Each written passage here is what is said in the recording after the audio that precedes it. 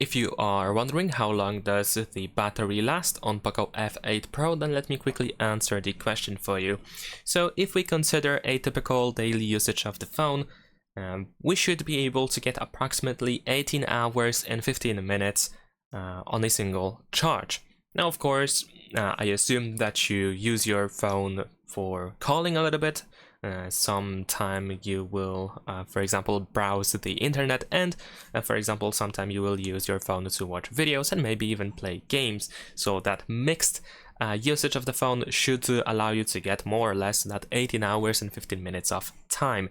However, of course, this depends on what you actually do on your phone and what features you have enabled. So if you consider just calling, then you should be able to have your phone charged from 100 to 0 for 34 hours and 20 minutes or something like that.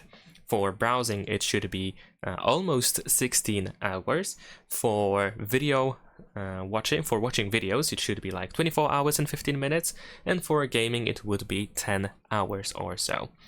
So yeah, of course, like I mentioned, it depends on what you do on your phone, what features you have enabled.